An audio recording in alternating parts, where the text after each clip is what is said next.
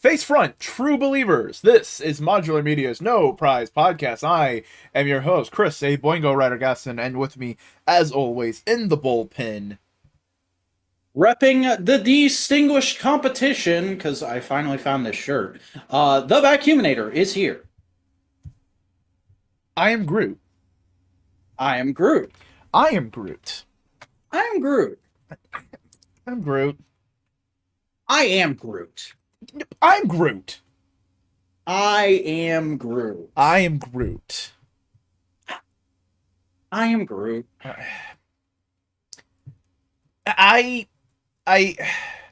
I am Groot. I am Groot. I'm Groot. I am Groot. I'm Groot. I'm Groot.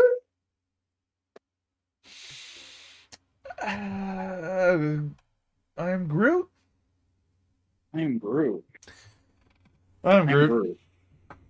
I am Groot. I am Groot. I am Groot. I'm Groot.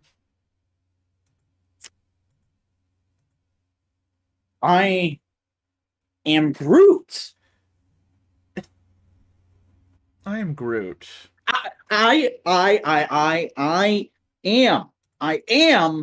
Groot. I'm Groot.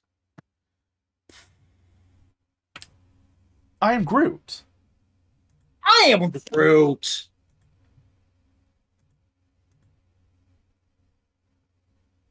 I am Groot.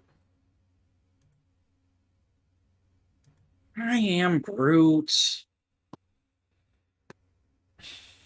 I am Groot. I am Groot. I'm Groot. I'm Groot. I'm Groot. I am Groot. I am Groot. I am Groot, man. Ah! Son of a bitch! You fucked up first. I came up with the I for a second there I thought I had you because you had a I'm Groot, but I let it go and I shouldn't have.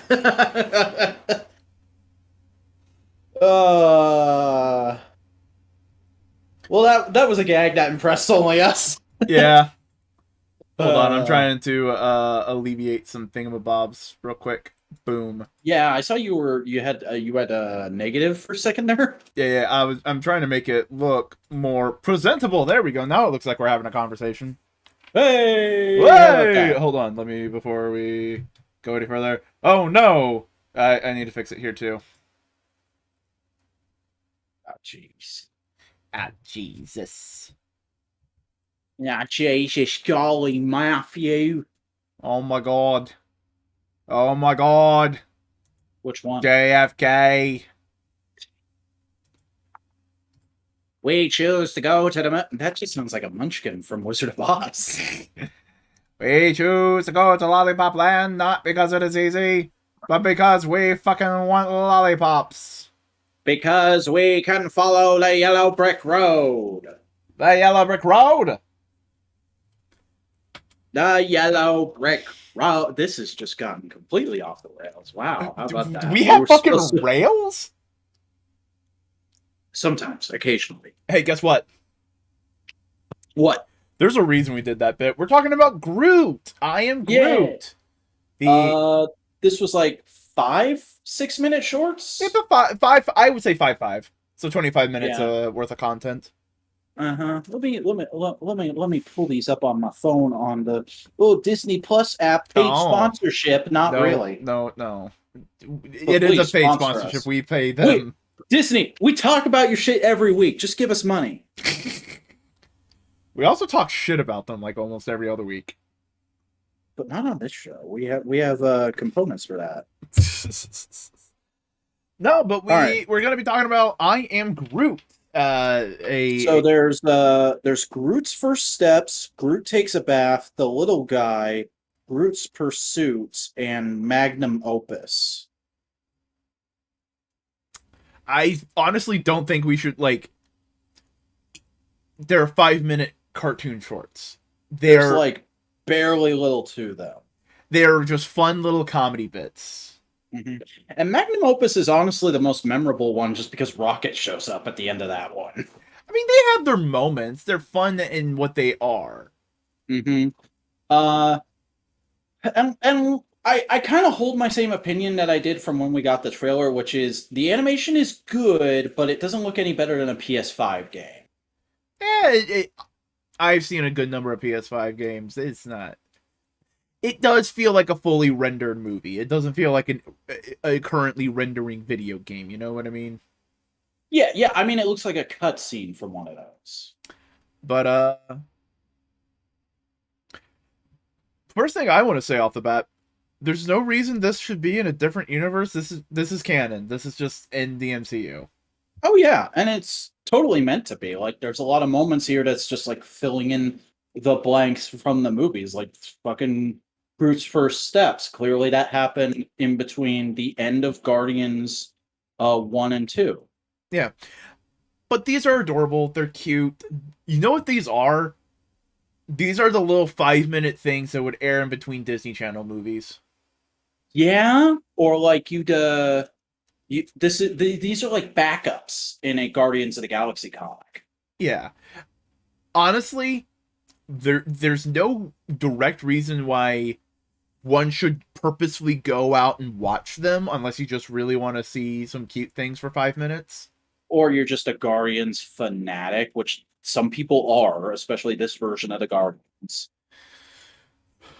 Boy, I bet they were disappointed when they started reading the comics. Oh yeah. At Uh, least until Bendis kind of twisted the arm of it into being more like the movies because Marvel wanted him to. and then they just were like, yeah, we're just going to do our own thing. Mm-hmm. Here's Nova. How about that? Here's Kate Pride.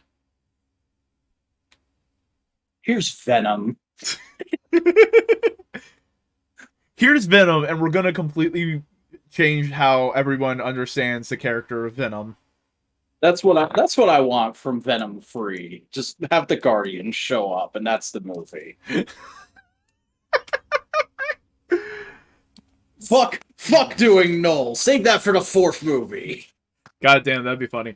But no, these are fun, cute, adorable little shorts that are just like they're Looney Tunes, but with Groot. Yeah, like the little guy, the one where he's messing around with the little blue blob boys that you see in the image there. That felt very Looney Tunes. Also felt kind of relatable if you were ever that kid who fucked around with ants a little too much. That's very ants. Mm-hmm. The mud one was cute, where he like the mud makes leaves grow, but they die off real quick. Yeah. Also, just reminds you that Groot's a little bit of an asshole because of what he does to that bird. Oh yeah. But no, I did really enjoy these. Like I said, Magnum Opus was super cute, especially with just having Rocket come in and go full dad mode for a second there, which was an unexpected surprise. And like honestly, is the kind of cameo you want from MCU stuff that's supposed to be solo but is attached to a team. Yeah, there's not a whole lot of like deep discussion you can wring out of these. They're good. They are definitely canon to the MCU, and they're worth watching if you like Guardians or just cute shit. But they're not must watch. No, this also feels like the first weaning off of these characters of James Gunn. Yeah, because I get the feeling like because Gunn has said not everyone's gonna die in Guardians 3. Just because Batista said he's done after Guardians 3, that doesn't mean he dies, and that doesn't mean that the other Guardians aren't going to get more stuff after this. Like, I could see them doing a Rocket and Groot movie. Yeah, like, and I wouldn't say I'm not opposed to any of that. It's just more of like this feels like James Gunn might have been in the room when they said like, "Hey, can we do this?" And he's like, "Yeah, sure, whatever." Mm-hmm. Like, is there any popular music in here? I don't remember there being any. In the very first one and the one where he dances with the mimic. Oh, okay. So I was gonna say the score in this is fairly good. It just there's there's never that moment of like, oh, I know that song. Yeah. No, they're good. It's not much substance. It's like talking about a puddle. You know what it is? It's like trying to review a peanut butter and jelly. It's like it's you know, it's got sustenance, kind of sweet, tastes nice, fills you up. You want to know something fucked up? What? I don't eat peanut butter and jellies. I just eat peanut butter sandwiches. Are you okay? You want to, buddy? What I would be with my grandpa, and he was like, "Oh, you want a PB and J?" And I was like, I just want peanut butter, no jelly." And he looked at me and was like, "Do you want anything to drink?" And I was like, "Nah." And he was like, "The fuck's gonna happen to you?"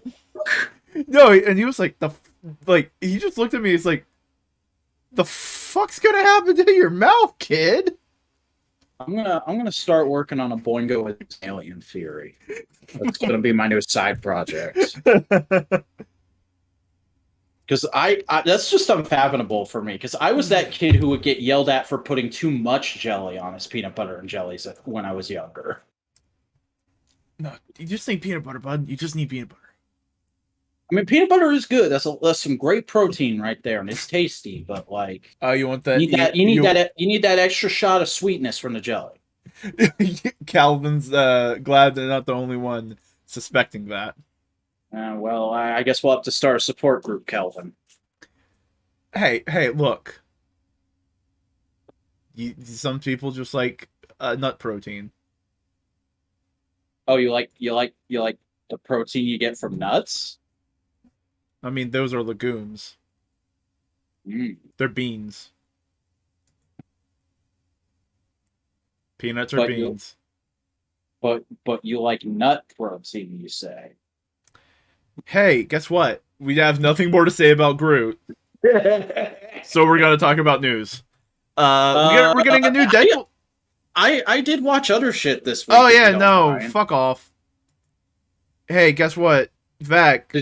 Did your slideshow fuck up or what's going on? I went back. Oh, okay. Okay.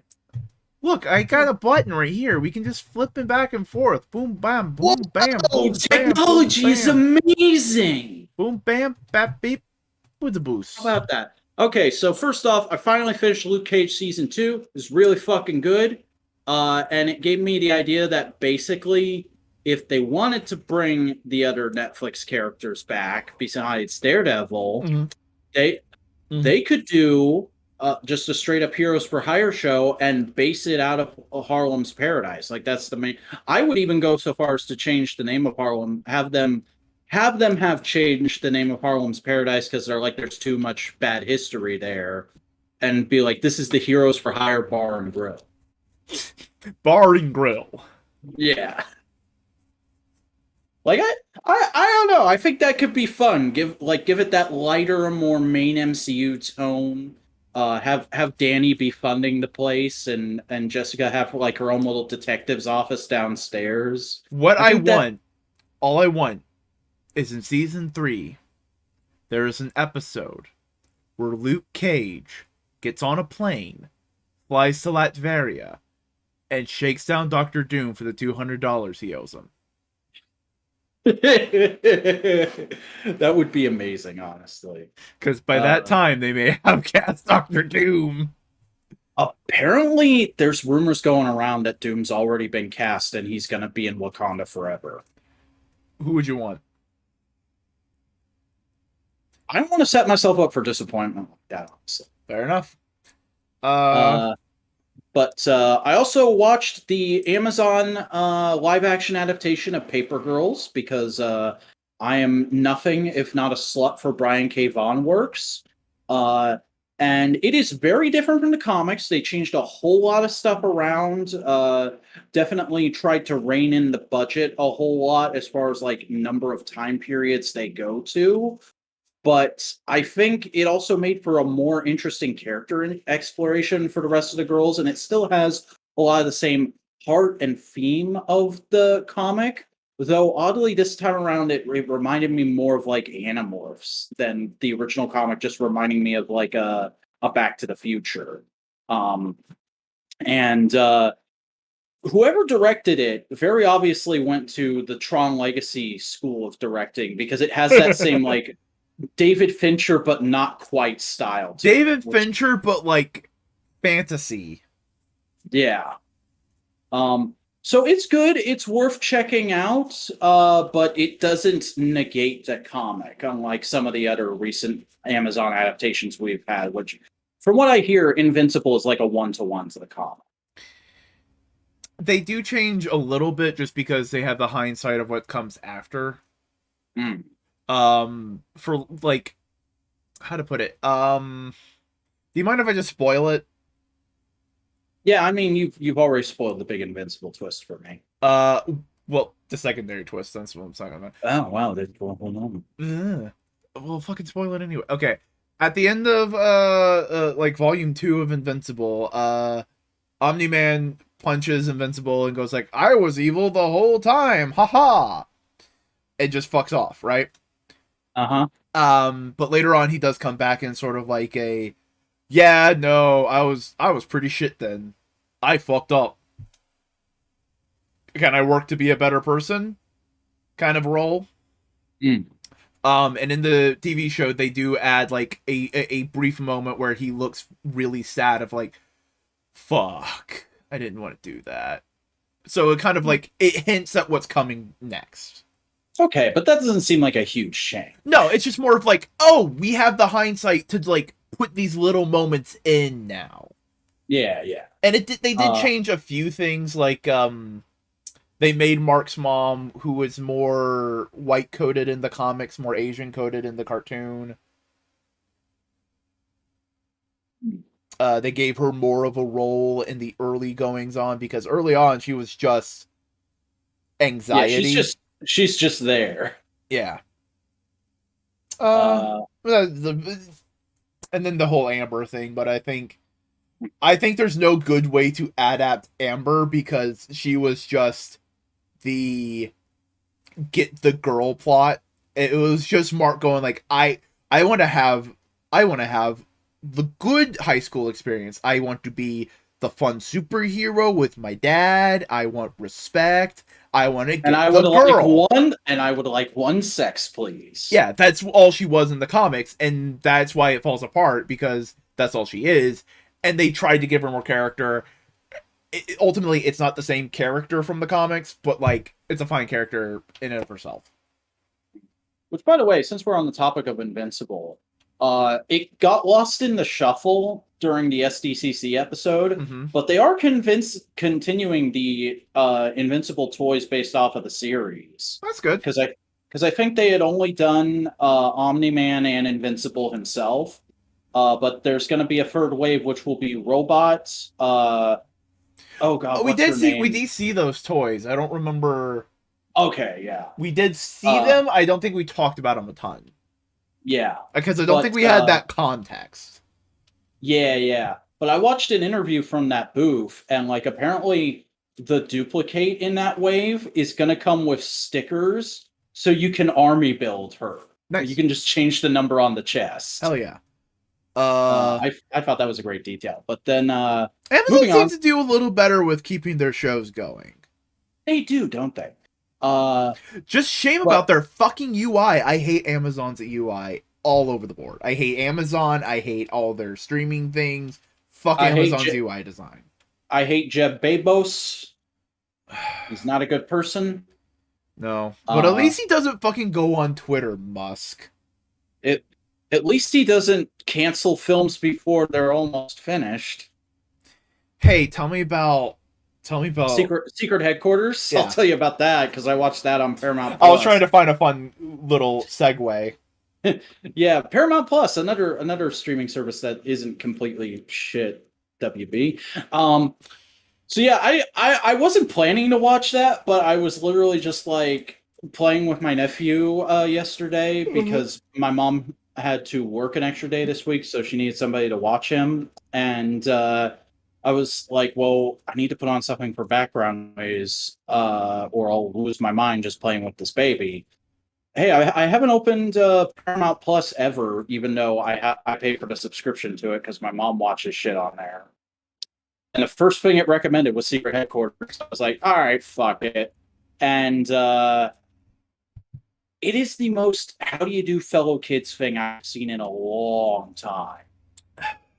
Like it's a bunch of kids just throwing around slang and references from the last like 15 years indiscriminately right next to each other. Like you will hear someone say, "This is tight," and then reference like a TikTok meme within the same couple of seconds. I Um, think I'm being held if you would like to continue talking about Secret Headquarters. I wouldn't, but I'll do my best. Uh, uh, Owen Wilson is like barely in the movie. He has it's a 2 hour film and he's gone for just like an hour in the middle. Um and when he is there, it doesn't feel like he's phoning in the performance, but it feels like he's giving like the bare minimum that this script warrants. Because they're like when he's doing the dad stuff, he does feel like he's drawing on his actual experience as a father. But then whenever he's doing the superhero stuff, it feels like he just barely wants to be there. Like there's a moment where during the final fight and they do like a way too drawn out joke about the suits being hot, and there's a moment where you can just see in Owen Wilson's eyes that he is not present for that shot. Um, and the other thing is, I didn't realize going into the movie because we talked about the figures a few weeks ago. I was like, Michael Pena. I don't know if he's ever had a figure or not. I didn't realize Michael Pena is the guy from Ant-Man who everybody loves for doing those recaps. Um, and he has had a figure before. He has a Marvel Legends. And the Marvel Legends is actually a way better likeness than the NECA figure from this movie, which I think is hilarious because NECA's known for having really good actor likenesses. Uh, and he's actually pretty good in the movie. He's there for most of it, like as much as you feel like he should be, instead of like clearly they're writing around him like they are with Owen Wilson. Um, and like there are like good ideas in this movie. It's just so much of it is dedicated towards like a Spy Kids-esque plot about kids screwing around with superhero shit that they shouldn't be. That doesn't feel nearly as well written as Spy Kids. But I could also see like kids today being really nostalgic for this movie in 10, 15 years in the same way that people my age are nostalgic for Spy Kids, which would be interesting. Um and yeah, that's pretty much all I have to say about it, except for um yeah, no, I don't want to I want to say that on the podcast. That's it's a bit much. Boingo, are you back yet? Oh Jesus. He's left me alone. He's left me alone on the live for too long. It's been a while since this happened, hasn't it? Fine, I'll just make the joke since I don't think anyone's watching right now. Whoever wrote this clearly had two very vanilla fetishes and was trying to force them into the scripts. I'll just say that because they pair up a little white kid and an older Asian girl, and they pair up a little white blonde girl and an older black guy. And I'm just like, somebody has the most basic Pornhub taste I've ever seen in my life, and they're trying to force it onto the next generation. But okay. These are the kind of observations you get from the mind of the Vacuuminator. This is why you don't leave him alone to run your fucking podcast, Boingo Wire. I'm glad you found that as funny as I did when I realized it, Kelvin, because I did have a full minute of just like, oh god, I'm playing with my 1-year-old nephew right now, and this movie made me realize I realized that about this movie. Wow. My mind certainly is a place, isn't it? Not gonna say what kind of place, but it's a place. Anyway, I wonder if that thing is up yet. That hasn't been subbed yet. About that. Okay. Well, does anybody else have any insightful questions about? I don't know. I can go back to Luke Cage at Paper Girls if anyone wants to talk to about that stuff, or we could talk about Secret Headquarters some more. What's going on?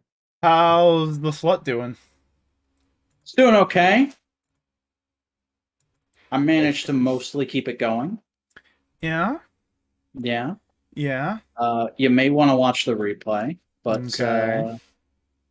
we'll just say that ignore the sus comment from Kelvin. Ignore that. Look, look. Here's the thing. Yeah. Calvin's already done something sus today. Oh damn. Hey, guess what? What is it? News time? Yes, now it is.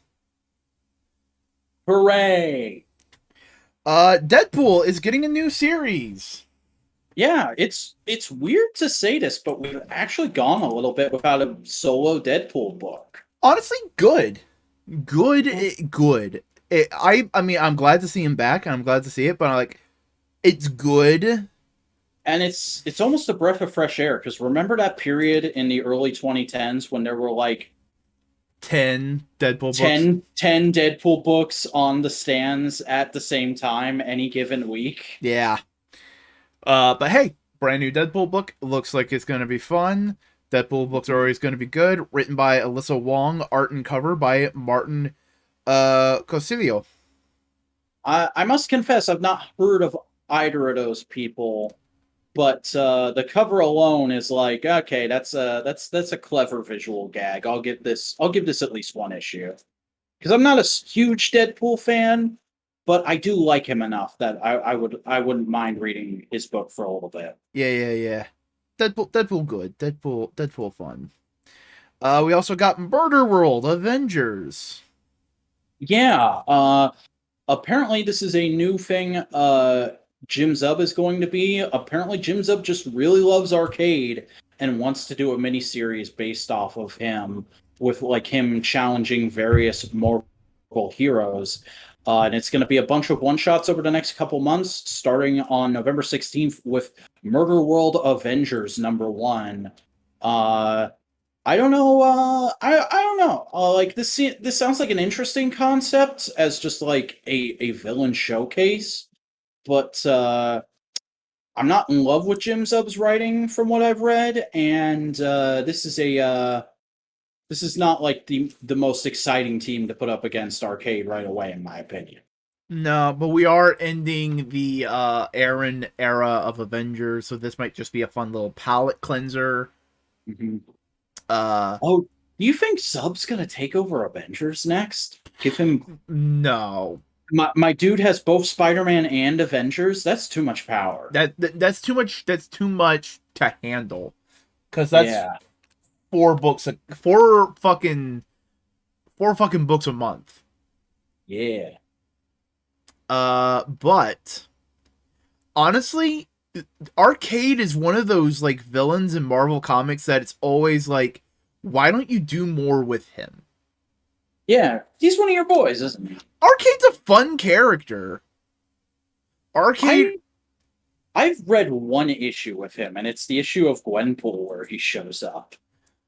I mean, here's the thing. The fun part of Arcade is what death trap does he make, and how is the hero going to get out of it? So always pairing up with new heroes. It's the biggest shame of Arcade has always been that he's been an X-Men villain first and foremost. So he's essentially, what if Batman 66 was a character? Yeah. He's basically, what if the Riddler, but instead of motivated by, I gotta sleeve riddles, it's, I want to make a game show where you can die. It's just old school Riddler, but with like new school flavoring. Yeah, he's got the suit. He has the suit. He has the video game and the arcade themes. Mm-hmm. You could probably do a Fortnite joke.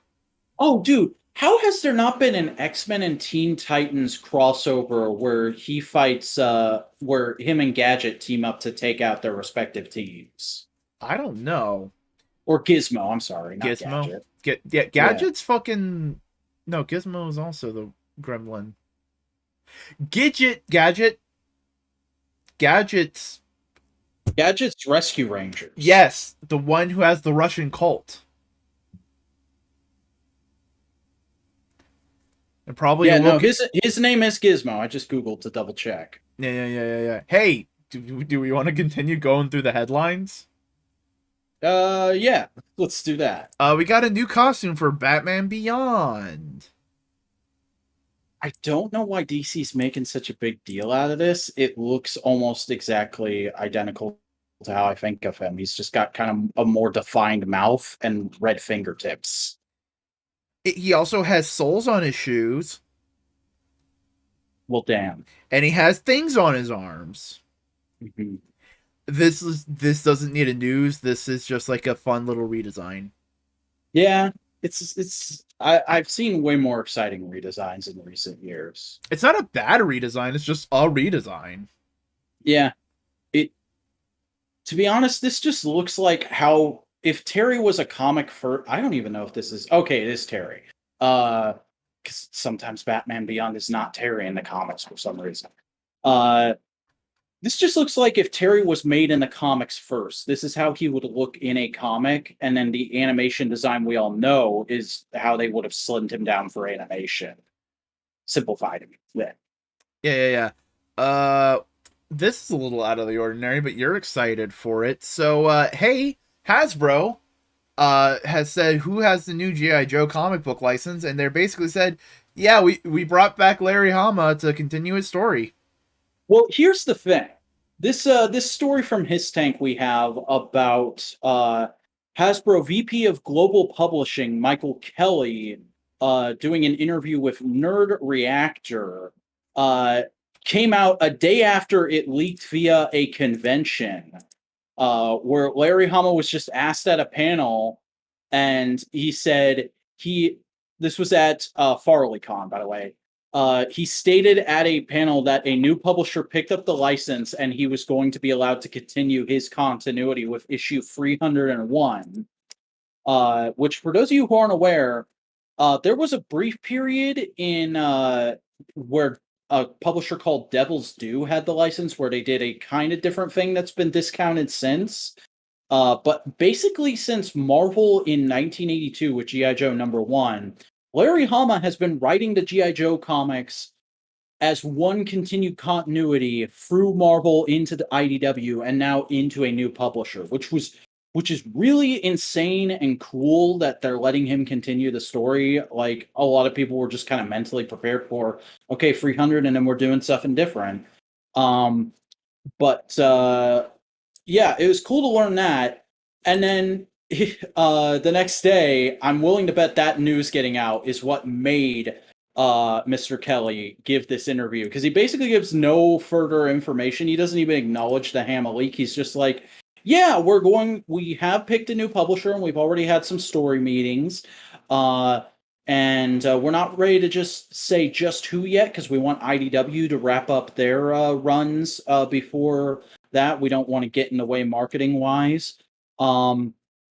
And there's also a funny bit towards the end where he's like, we're not going to force them to promote any new toys in the comics. We don't want the comics to be just a toy ad. And I'm like, you don't want them to be just a toy ad anymore, because that's how he started, my man. I was reading Marvel G.I. Joe #8 the other day, and there's a literal whole opening sequence in that where it's just like, here is the new wave of characters introduced during a combat scenario. But It's fascinating that Larry Hama gets to do this, because this is normally like the realm of like independent creator owned stories. yeah. And I mean, like, Larry Hama is kind of known as like the father of G.I. Joe mythology now. Hi, Aki. Yo, Joe. Yes, indeed. Because a lot of the stuff that like people associate with GI Joe now, like all the ninja stuff, came from him.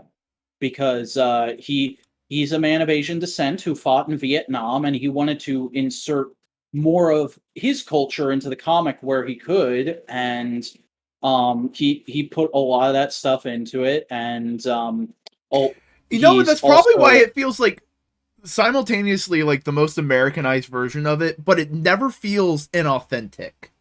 yeah, and a lot of the deeper characterizations from the modern stuff, the change of making Cobra Commander an actual character with a backstory was a thing he did in the last 10 years. And a lot of people tend to prefer his mythology over even the cartoons, which is kind of crazy to me because, like, in Transformers, there's a subset who love the Marvel comics and the IDW comics. Oh, actually, those are like two different subsets. But Yeah. like the prevailing Yeah, idea is there's the Transformers who are Sunbow. dedicated comic book fans. Yeah, but the prevailing idea in Transformers fandom is the cartoons are the main continuity, and that's the idea of the fiction that should be imposed on most new versions. Whereas in G.I. Joe, it's very much the reverse. So to see like that kind of respect still being paid to Hama is really cool, especially because another thing we forgot to cover earlier this year during the SECC show, the one good thing out of the Eisner Awards was he won the Hall of Fame award this year. Which, what else did Larry Hama do? Because I know G.I. Joe, big important thing.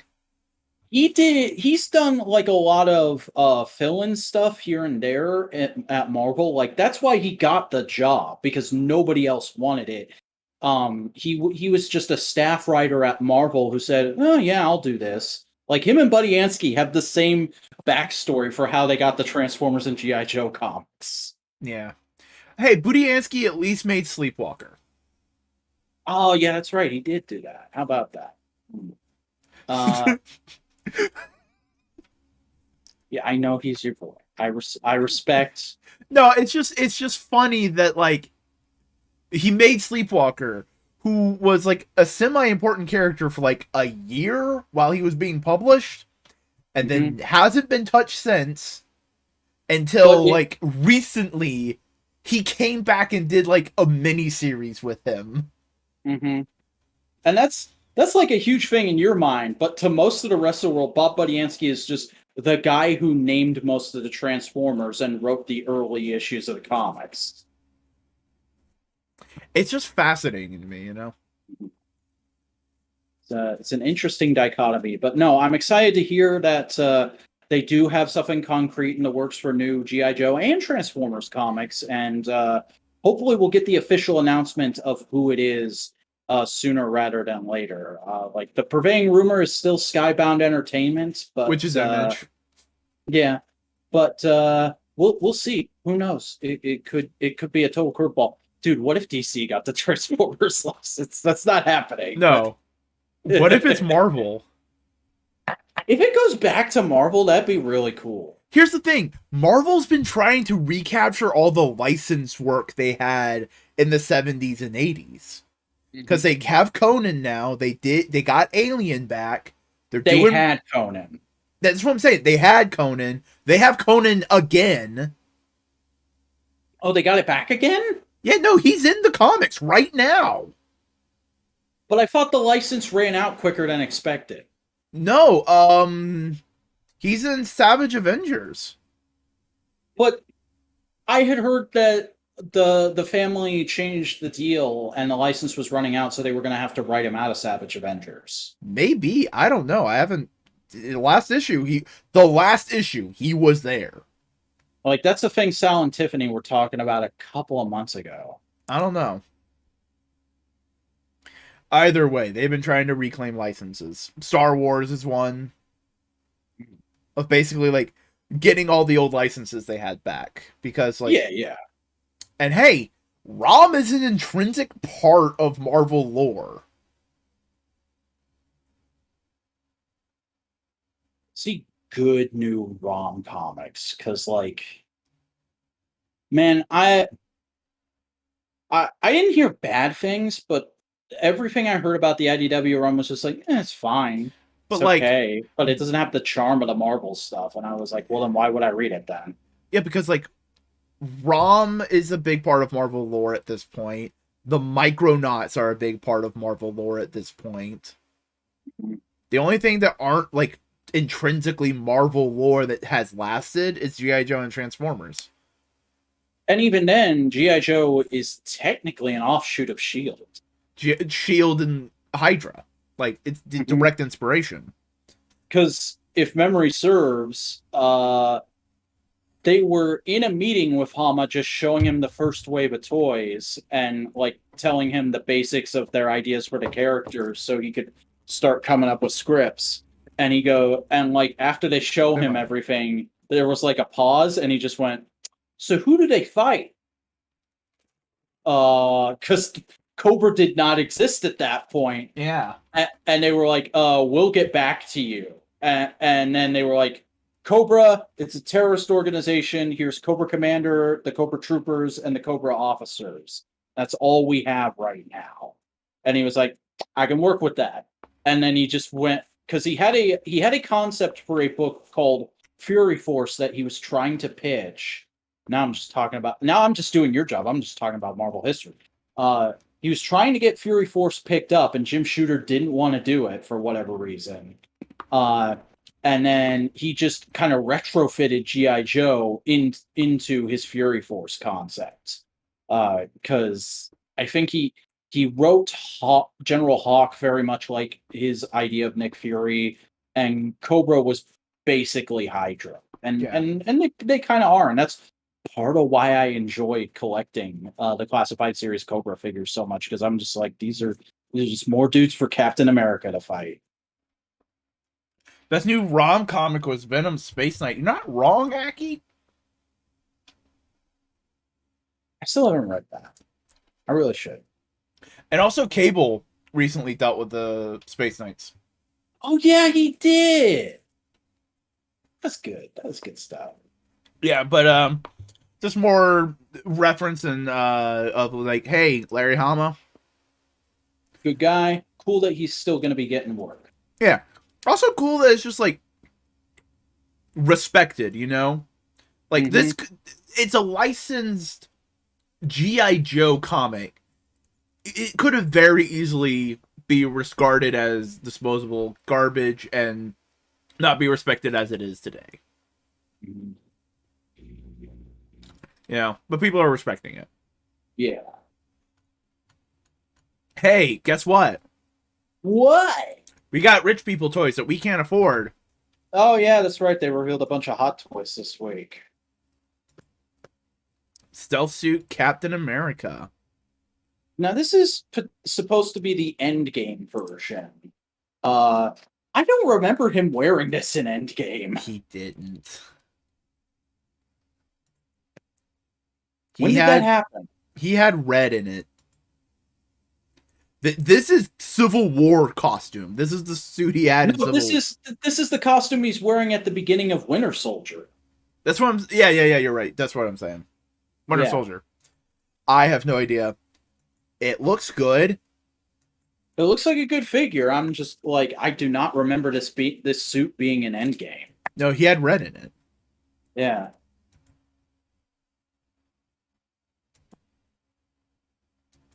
But either way, it looks cool. It's a hot toy. What are you gonna do? Yeah, it's all right. We got another hot toy. Iron Man. the other Marvel poster boy. Yeah, this is a Civil War Iron Man Mark Roman numerals. I can't read Roman numerals when they get that high.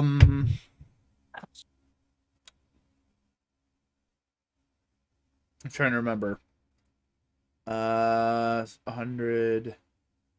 It's the suit right before Bleeding Edge. Because last two are 6. Last two are 6. 40? No. 46? Hold on. We're gonna do some edumacation for ourselves right now. Okay. V1 Roman numeral. I can't spell. It is 46. Hey, I was gonna say because the armor he has in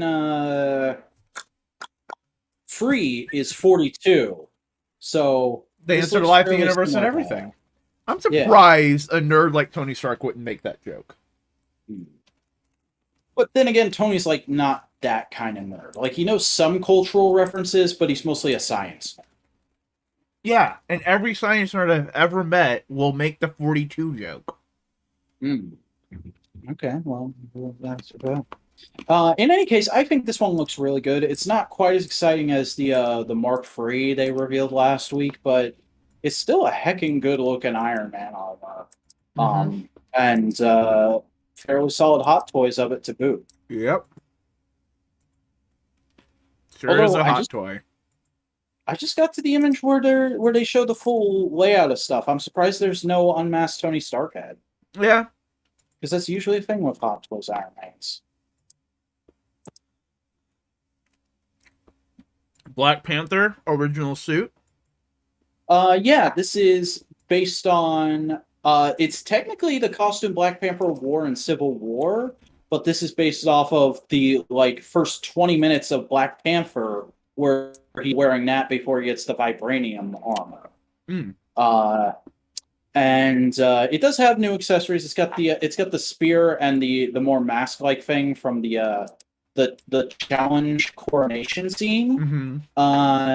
And it looks very solid. It's still likeness. I do tend to prefer this costume to the vibranium armor from later in the movie, actually. But obviously it's a hot toy, so I'm not going anywhere near it. Yeah. Looks neat though. We got a full wave of Marvel Legends. Yeah, there was a Marvel Legends fan stream this last Tuesday, I believe it was, and they revealed a fair amount of stuff. They also recapped a ton of stuff from SDCC. And I saw some people getting kind of uppity about that, being like, oh, that stream was bullshit. They only showed a few new things. And I'm like, guys, they did the same thing G.I. Joe did. G.I. Joe recapped their SDCC show for you guys. Like, would you rather that, or would you rather look at grainy images of these things for months taken in the panel hall? Like, I'm happy they did this. Yeah. Namor looks amazing. He looks like, I don't know. I'd rather have a comic Namor, but that is a good ass adaptation of the character's design, I think. Hold on, I gotta check a thing real quick because I wouldn't say you're bopping in and out, but you are kind of being a little goofy. All right, we're okay. I've got a weakish signal at the moment. I apologize. Yeah, that might be it. Oh no, there's double vax. Oh jeez, not this. But Namor looks good. I'm happy they made the wings on his ankles bigger. Yeah. I wonder if they're gonna look like that in the movie. How do you feel about the comic Black Panther that I gather is based more off of his early appearances in the wave? The what? There's a comic Black Panther in the Atuma wave as well. How are you feeling about that? I don't think we got I too don't deep mind into that. mixing comic into MCU waves. I think it's like a fun little. Yeah, that's fine. Go ahead. It's a way to go like here's what the inspiration, here's the movie, see where we've come from. Mm-hmm. I mean, they've always done that. I was just more so talking about like this specific design they chose. It looks straight up Jack Kirby. Yeah, and I like that, but also it made me realize like, oh, Jack Kirby's Black Panther design is not my Black Panther design that I would want as a figure. Yeah. It's just the gloves are a little too bright, and the cape looks like it would be more annoying while messing with the toy than anything. We got the Venom figure, the Venom 3-pack again. Yeah, the Life Foundation free pack they announced. Look at that booty! Look at that booty! And he got the dumpy. I'm sorry. Marvel Legends, they're good at the ass sculpts, aren't they? Yeah, it's Venom boys. Look at them. They're gooey. Yeah, the Life Foundation will finally be complete in Marvel Legends. Mm-hmm. And How about that? They gave the people what they want. They finally have a Venom on the Omega Rep body without cell shading. Everybody can calm down now. A bunch of Uh, fun D-list Spider-Man villains. yeah, so they revealed Human Fly and Razorback at SDCC, and I assumed they were just going to be like fill-in figures in a wave. Yeah. And as they kept revealing, I was like, "Oh, this is an interesting Spider-Man wave." But no, this is a 5-pack at Amazon. There's also going to be Molten Man, who is a semi-translucent figure with only really a new head, which is kind of disappointing because he has scale mail trunks in the comics, and here he's just like a smooth gold guy. Yeah. Uh, and Silvermane, who is entirely reuse. It's just mixed parts from a Ultron figure they did at one point and Buzzing Beetle, and the Silvermane head that came on the little RC car with Boomerang, um, based off of the Superior Foes run, which is not entirely disappointing in my opinion, but like it works. But I still would have liked to see them make a new chest piece at least to have that kind of comic accurate exposed heart look. He Um, looks fine though. yeah, he's a solid looking figure. All these figures look solid, and I do want to get this, especially for Molten Man and Silvermane, because we didn't have time to talk about this last week. But one thing about Spectacular, it gave me like new respect for those villains because I like either didn't know anything about or didn't care about them. But after that whole arc with Molten Man and that one episode that Silvermane gets in Spectacular, that's like, I gotta have those boys. It's good. They gotta be on my shelf. Uh, and the weirdest thing about this pack though is that they made a big deal out of like, oh, they gotta have somebody to fight. Who's it gonna be? Ultimate Black Costume Spider-Man. You're putting that in with a bunch of obscure 616 characters. Ain't the end of the world. Mm-hmm. Like, if you're a Spider-Man collector, you're gonna buy this for one reason or another. Like, I saw one guy I follow was like, I have to buy this whole pack just for Razorback because he's from Arkansas and I'm from Arkansas. Yeah. Like Uh, it's there are so many Spider-Man villains. There's bound to be ones that will never get a shot other than a thing like this.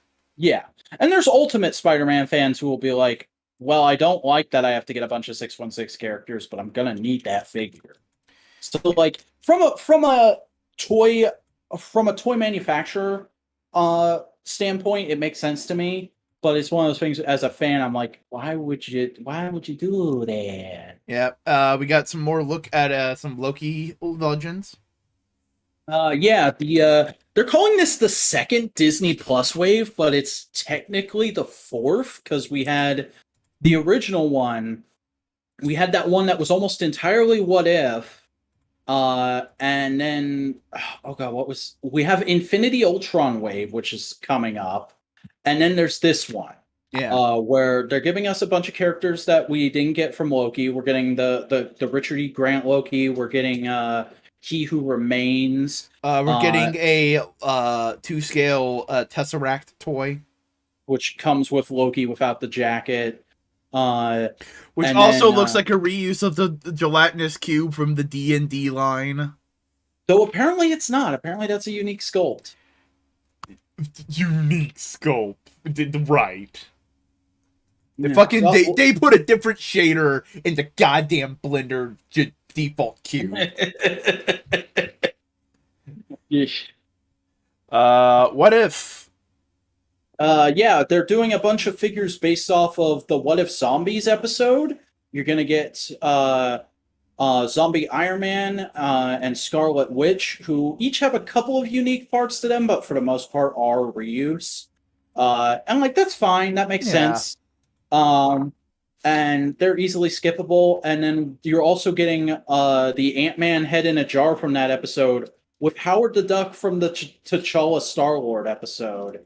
And I'm like, gonna need that Howard the Duck because they haven't done T'Challa or they haven't done a Howard the Duck period. We don't have a comic or we don't have a live action one. That's like the only Marvel Legends Howard the Duck at all. So Yeah. a lot of people are gonna be wanting that. A Red Skull.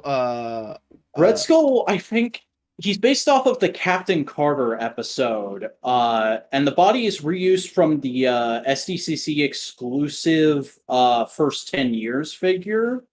But that's a new head made to look more like the animated style, which I kind of dig in the same way that I did Captain Carter of like, oh, that can be a comic Red Skull if you want it to be, if you're not happy with the boiler suit one, the really classic looking one they put out recently. Yeah. Um Jimmy from Jimmy WandaVision. Woo, Jimmy Woo. who is the tease. Remember back when they did a tease of a hand holding a card and we were like, "Oh, we're getting a new Gambit." Oh God. Yeah, that's this. They because knew he has what the that fuck they moment. were doing. Yeah. Jesus. Khonshu. Khonshu is the Build-A-Figure for this wave, which I think is a great choice, and I Uh-huh. really like how they handled him because he's about a head and a half taller than Mark and Steven, and they did a really brilliant thing because in the show his head just kind of floats around above his body. They have these like free translucent pegs going up into the head that form into one ball joint. Yeah, that's good. It's a good looking Khonshu. And Like, I mean, even like, like here's the thing: in Moon Knight comics tend to be realistically rendered, more like grimy rendered. You can use this as a comic book Khonshu. yeah, it's like a lot of these Disney Plus wave figures have been thankfully having that feel of like this is MCU, but it can sub in for a comic thing that we don't have yet, or the figure we do have is really old and doesn't look great anymore. Like this Um, Khonshu can just straight up be like a regular Khonshu. yeah, same thing for the Mr. Knight. We don't have a comic Mr. Knight, and that can straight up work as either the Hawkeyes in the Infinite Ultron wave. I was saying like they look better than the figures we have of those comic versions. Uh, Um, then so we got yeah, a tease for Future Foundation. yeah, they showed Turg, who I'm assuming will be coming with another figure, kind of like the Ant-Man head in a jar. Uh, and they have been teasing Future Foundation for a little bit because they did the Future Foundation Stealth Spider-Man a while back, and they said like this might be a gateway to more Future Foundation stuff. So presumably they're going to start filling out that team. We might even get a whole wave. Yeah, that was a fan favorite era of the Fantastic Four. Yeah, and I mean like Dragon Man is one of the most sought after Toy Biz Marvel Legends. So to see Hasbro take a stab at it would be pretty interesting. Yeah. Be a great Build-A-Figure, I'd say that. Oh yeah. Plus, get some of the power pack in a different costume. Yeah, that could be a thing. Do like there's 4 members of the Power Pack, right? Yep. So do 2 separate releases, And they're all One, siblings. yeah, do 2 separate releases, like how you would do a single carded adult figure. One card is is 2 of them with Turg, and then one card is the other 2 with some other kind of cool accessory. But yeah, that's all for Marvel Legends. Yeah, very very solid live stream, I thought, especially because they gave some new little tidbits and stuff here and there about the stuff they had revealed at SDCC, or at least new tidbits for us. I don't know if they said that at the panel. Yeah. But yeah, I'm definitely wanting that like various little bits and bobs from this. Like I was thinking about it, was going back and forth for a little bit, but I think I'm gonna go ahead and plan to at some point in the future build out the Life Foundation, the other symbiotes. I like I said, I want Molten Man and Silvermane. Some of those Disney Plus figures look like they might be good to sub in for comic stuff. Like Yeah. none of the comic Lokis they've done have really been like what I'd want. So I might just get Richard E. Grant Loki and have him be my Loki for the show.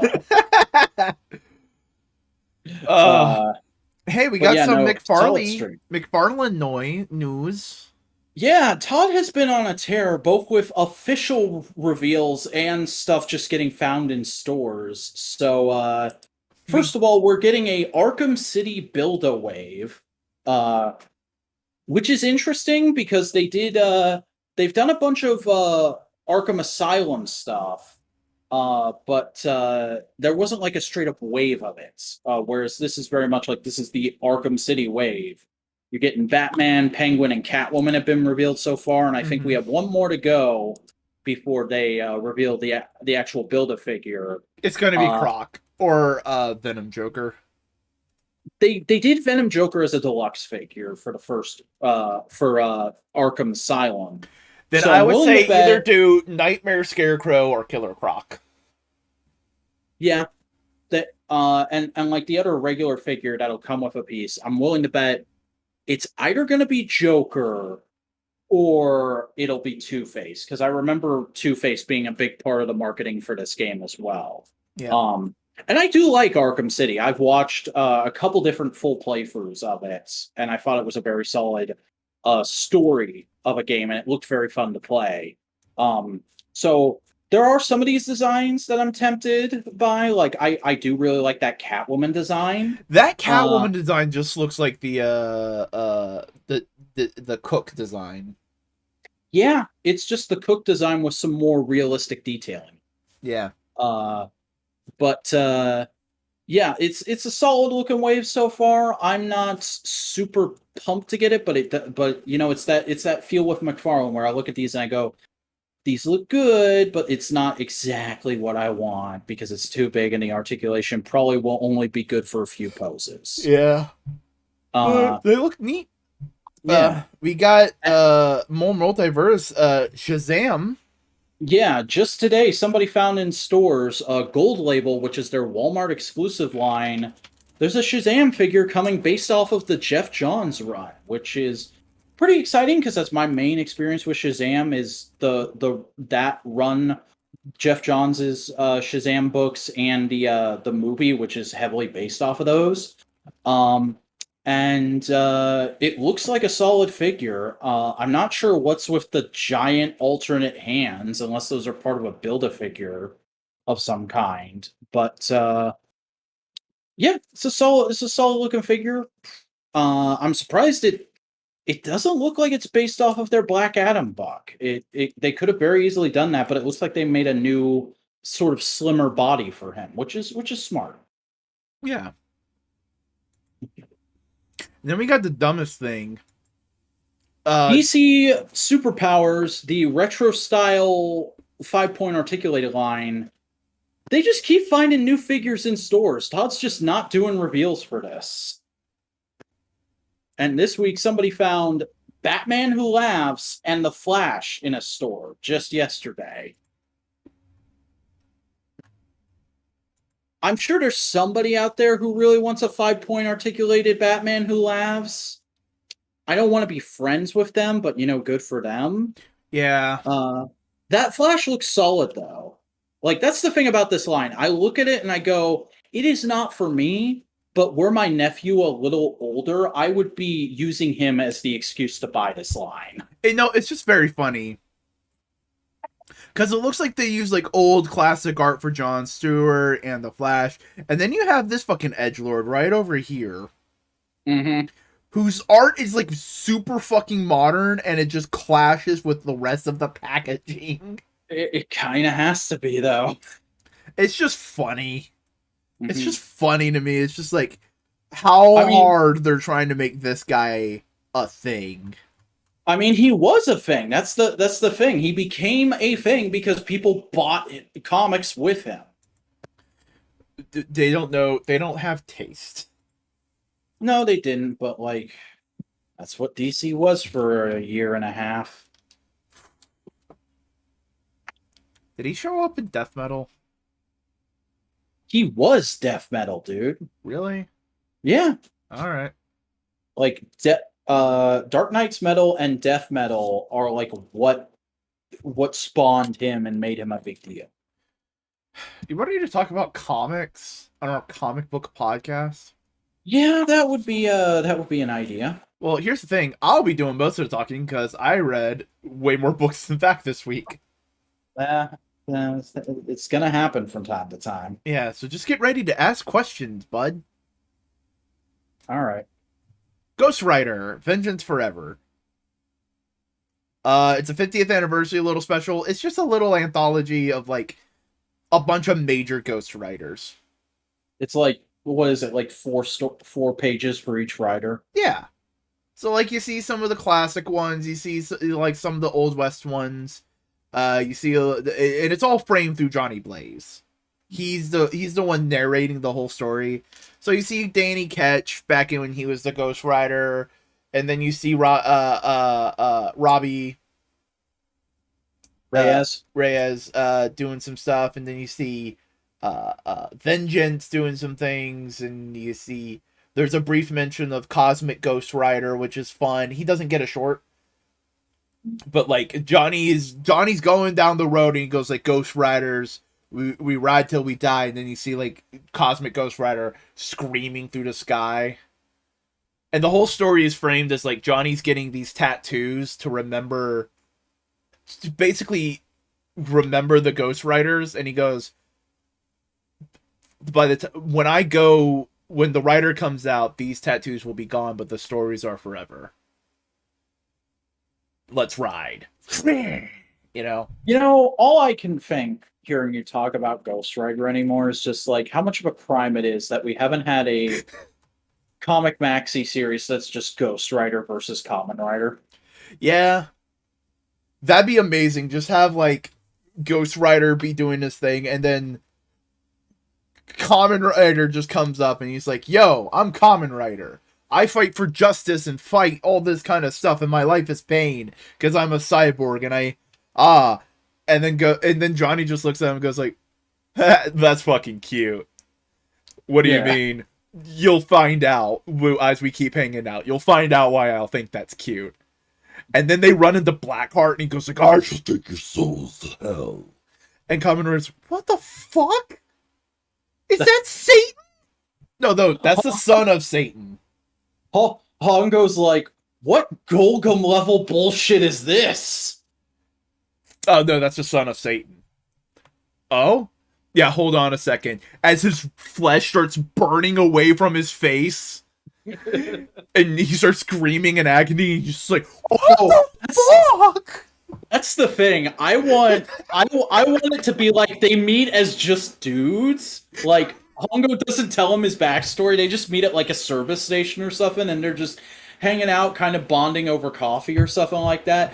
And then a monster shows up, and like Hongo thinks it's Shocker, Johnny thinks it's Blackheart, and they both walk out to face it, and they start doing their transformations. And then like as their transformations happen, they just look at each other like, what the fucker? What is happening to you? But that's the funny thing. It's like Johnny Blaze burns to death when he turns into Ghost Rider, and he's screaming. Meanwhile, robot bug parts just start popping out of Hongo's face. You just hear like the shing old Showa Kamen Rider noises. Yeah. As you just have this white man over here just going.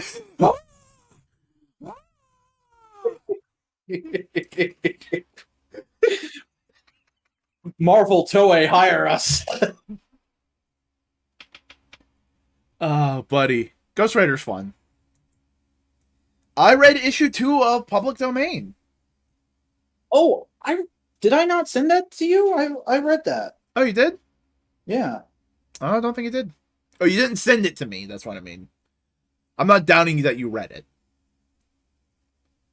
Yeah, I did read it. I didn't leave it open for whatever reason, and I guess I didn't. Well, hey, we both read Public Domain. Just ignore the fact that Vax logo's not here. Go ahead. Fun little follow-up issue, continuing from the story of the first one. Yeah, I like how we're just very much making it clear that like the son is a fuck up, and he's kind of been using his dad's shit as a crutch. Yeah. But I also feel like there's a part of him that goes like, this might be my chance to like do something right for my dad. Mm-hmm. Like, it never feels like he's just looking for money. Yeah. And meanwhile, the dad and the brother are like, I don't know if we need to do this. And like, there's that one scene where they're all arguing and the mom is just like, I'm not talking to any of you until this is resolved.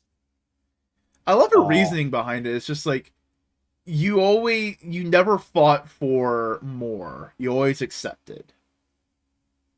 and now you have a chance to fight for more, and you're being wishy-washy. I just want you to take a stance and not just be not just accept what life hands to you. I want you to fight for something. And yet, that isn't what gets him to fight. It's that bit at the end where his son is just like, I fucked up. I fucked up real bad. And he's like, okay, time to be a dad. I'm going to fix this. Yeah. So, real quick, I don't think this is going to last super, super long. I think it's like a 6-issue, 12-issue miniseries. Mm-hmm. How do you think this is going to end? Do you think they're going to settle, or do you think they're going to get the full rights and all the money? I think it, like, I would love it if it just ends up being wish fulfillment and they get the full rights and all the money. But just by the tone of these first 2 issues, I don't think that's where we're going. I think they're going to settle for an amount of money that is just enough to pay off whatever debt the son is in. I think that might happen, but I do think they're going to fight of like, our dad deserves credit. He needs to be there. He needs. Oh yeah, it'll be that. It's going to be the Batman situation. Yeah, it'll be like Domain Comics will now say, presented by whatever the name of the company is, by special agreement with the name of the family. Yeah, like Superman and Batman are today. Mm-hmm. But yeah, no, it's a fun little interesting comic about comic rights from a comic book creator. And it's coming at a pretty interesting time, especially talking about Superman and Batman, because I keep thinking about this just randomly every few weeks this last year. But like in another 15 years or so, Superman and Batman are going to be public domain. I can already see how companies are going to get around that. If they don't make copyright longer, I can already see how they're going to get around that. Mm-hmm. They're going to trademark the name DC's Batman, DC's Superman. Yeah. And they're just going to... Those early issues will be fair game. Yeah, and they're just going to say like, hey, this is our trademark. Yeah. And that's the thing, is it's not like Superman and Batman and their entire rogues galleries and character libraries will be public domain. It will be like Superman and Batman and the characters that appeared in the first like 10 or 12 issues. Yeah, and like they may do like the Sherlock Holmes thing of like, you can't do that because that happens in a later thing. Like there's a legit argument that the Sherlock Holmes estate says of anybody can do Sherlock Holmes because he's in the public domain, but he has to be a sexist because those are the books that are in the public domain, and he hadn't had a change in character till the later books that aren't in the public domain.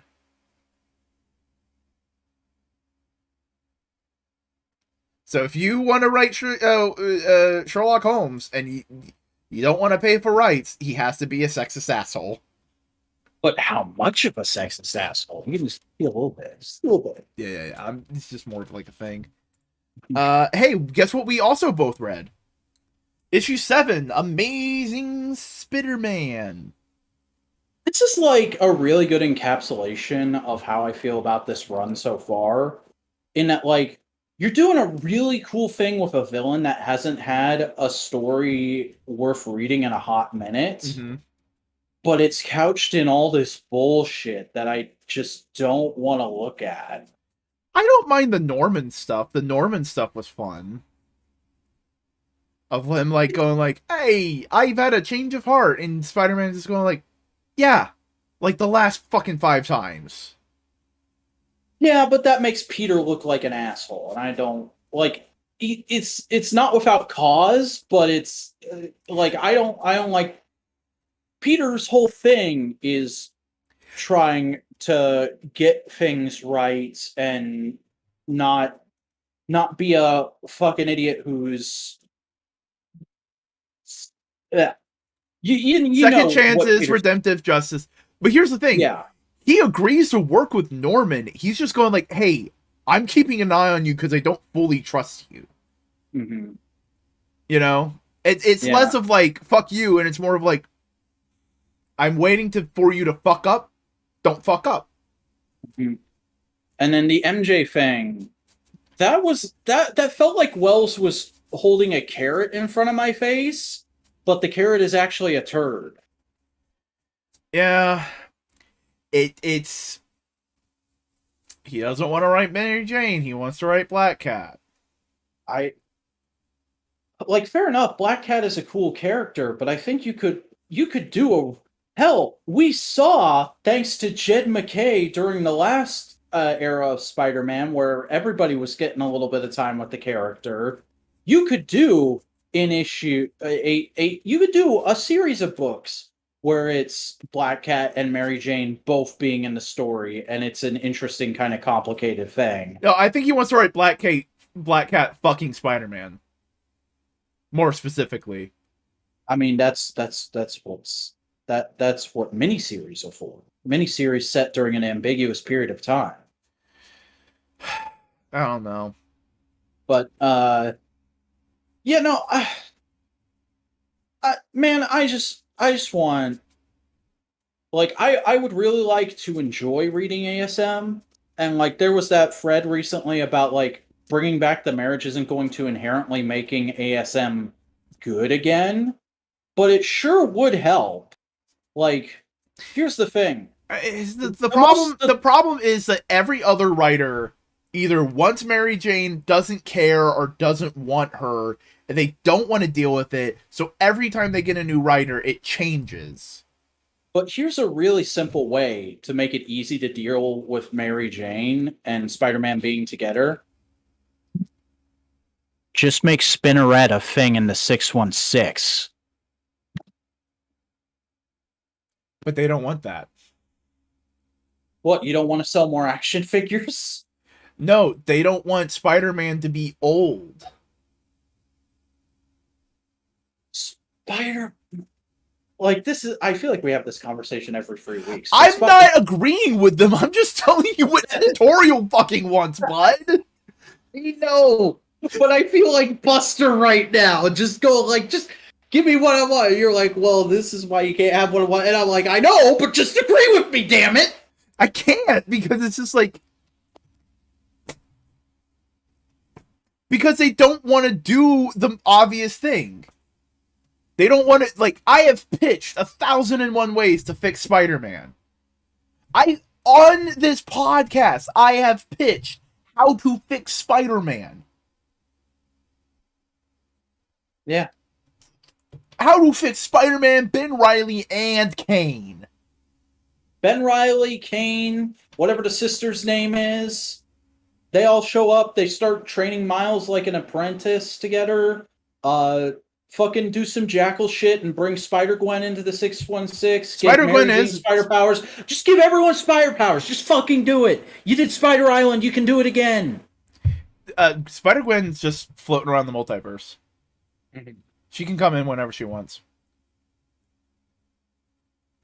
But like it's the problem with Spider-Man is they feel like there is a problem with certain aspects that fundamentally aren't problems in the way that like, oh, this is a fundamental flaw. It's a problem that I just don't feel like having to think about writing. Yeah. I just want to write the fun Spider-Man stories. I don't want to have to think about the interpersonal relationships of a marriage. I just want to write Spider-Man having to have girl problems and then fight bad guys. So go write a miniseries or a cartoon or some other kind of adaptation. No, it needs to be the main Spider-Man because that's Spider-Man. You know, that's the thing. That's the mindset. This Vulture story seems really fucking cool. I like him getting so insanely pissed off. Like it's cool seeing shit from the Marvel Knights Spider-Man come back into play. Like who'd have ever thought that happened? Yeah. Here's the thing. This is a Spider-Man book that loves the history of Spider-Man. Okay, but you respect the past and you embrace the future. It's not a hard concept to grasp. Yeah, buddy, here's the thing. The future hasn't been the future for years.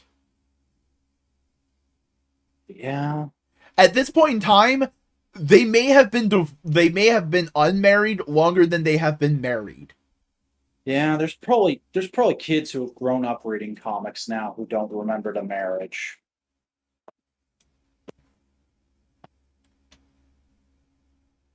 Of course we're still going. This is no prize. It's a long-ass show, Buster. Now get the fuck out or get the fuck on mic. We are only an hour and a half in. That is like child's play for this podcast.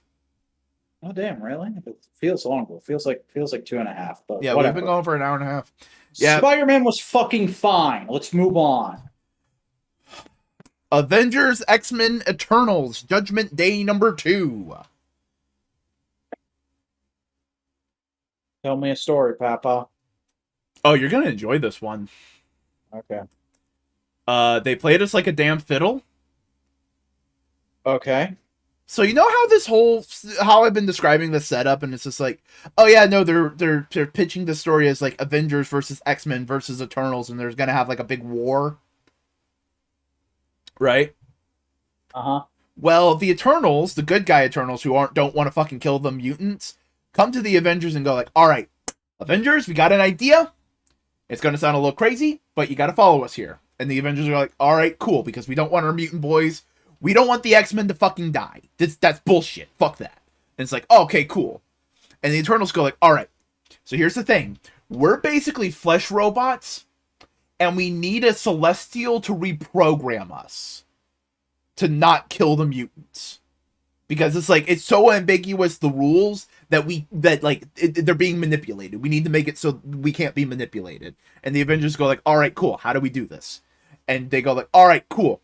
We need everybody to work together, and we need to revive the base we're standing in. The celestial head that you've been Jason Aaroning in for the past few years. We need to bring it back to life. And it's like, okay, let's bring a god back to life. Cool. All right. So they do the whole big process. They work it out, and they go like, they need to remap the nervous system, so they use Tony Stark as a basis, and he goes like, haha, I'm like fucking Hank Pym and Ultron. That's fucking weird. Foreshadowing. All the while, like, we cut back to like 6 humans on the world, and it's just like, these 6 people are important. And remember that news thing that Marvel said is like, these 6 people are important, right? Yeah. So they revive the Celestial, and he goes like, "All right, you motherfuckers, I have seen the Earth, and you have left me wanting. You bicker like children, and this world is marred by unkindness. I sit here and judge you. First, I will judge you as individuals, and then I will judge you as collective.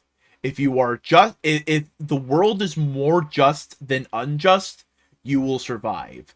If you are unjust, you are judged. You will die. I will destroy you. Is the people in the Marvel universe good or bitches? Are they assholes? That's the whole point. And like, the last sentence the guy says is, congratulations, you are all important. That was a bait and switch Marvel did. It was this whole event is a bait and switch. Oh, guess what? Avengers, X-Men, Eternals are all gonna have a war. Psych, it's all of them having to fight this fucking Celestial thing and try and prove that the world is worth saving. Oh, these so 6... They pulled a... They pulled a superhero Tyson. Yeah. Marvel makes a news announcement saying like, hey, these 6 humans are very important. Guess what? Yeah, they are. Because everyone's important. Because everyone on Earth is being judged, whether they are a kind and just person. In fact, one of those motherfuckers dies. Oh shit. One of those 6 humans that they like presented dies.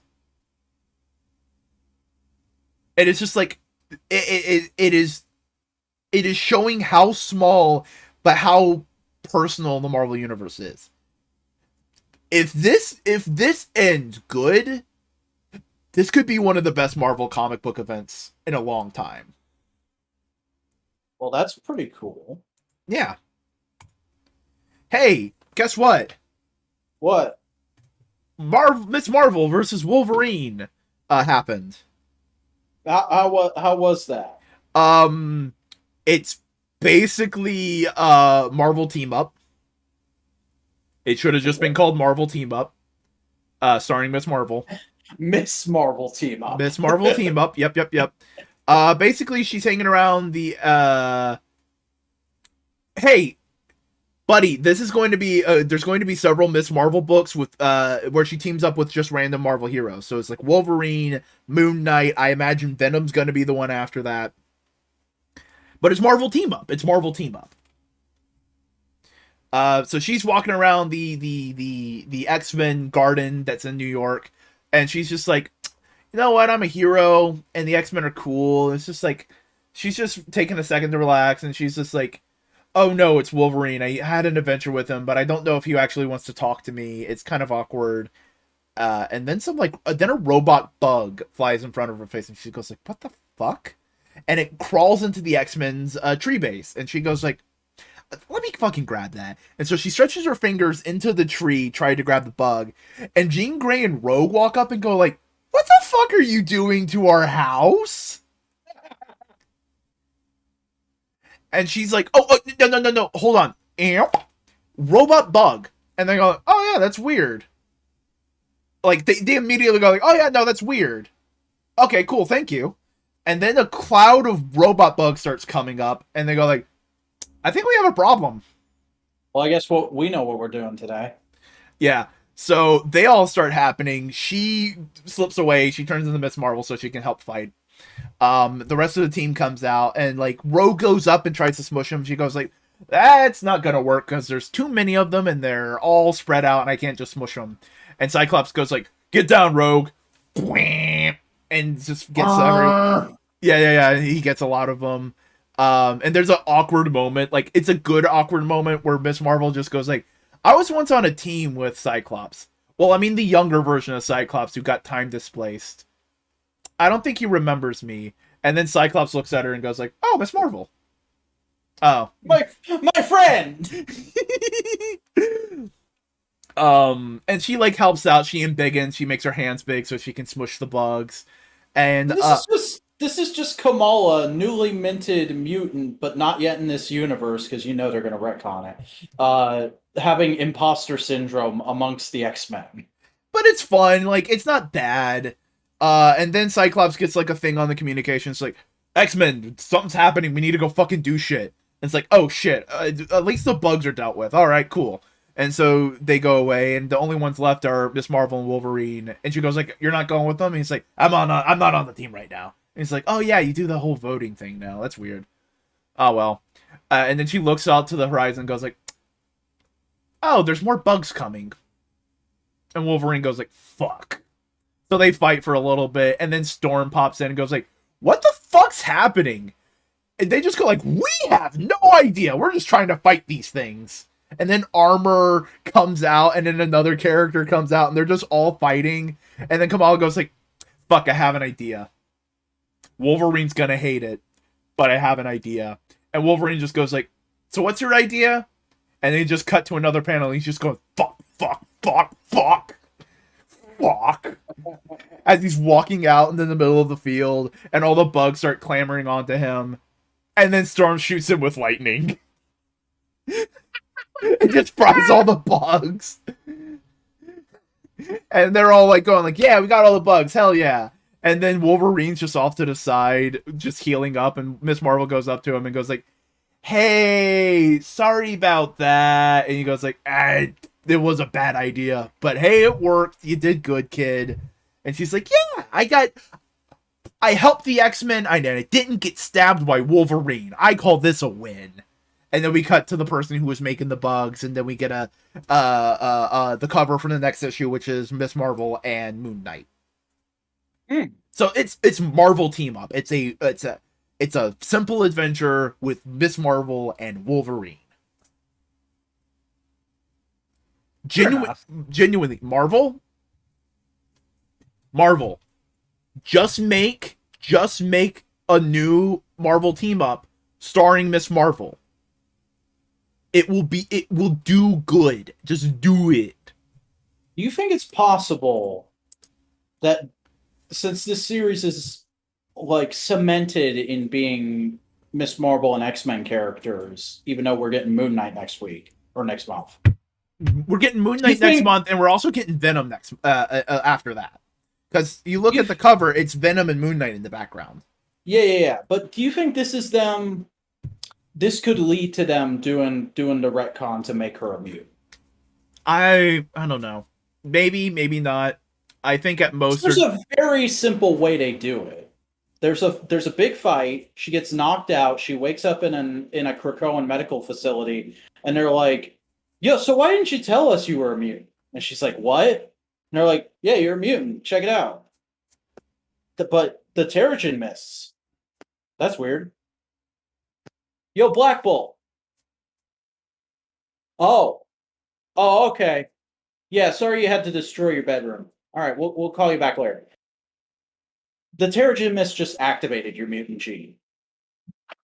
Yeah, it wasn't already active. If it was already active, it would kill you, but it wasn't active, so it's fine. Yeah. And because everything was just the way everything looked, it gave a false positive for an Inhuman. Yeah. I can see that being like half an issue. Yeah. And honestly, if they did it that way, I'd be fine with it. Hey, guess what? I also read Punisher, issue number 5.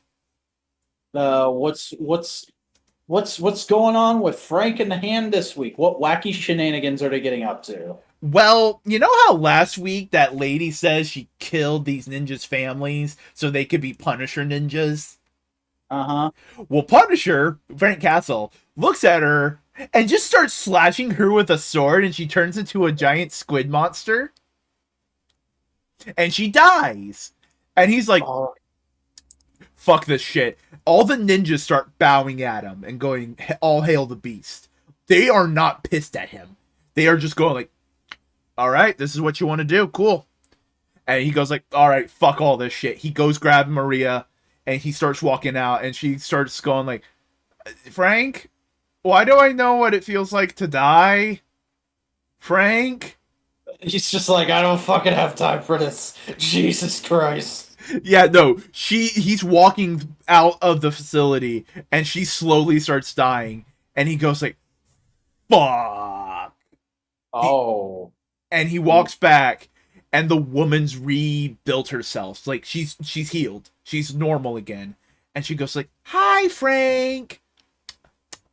Thank you. Like, hey, great initiative trying to kill me. That's what we want to see here. But here's the thing.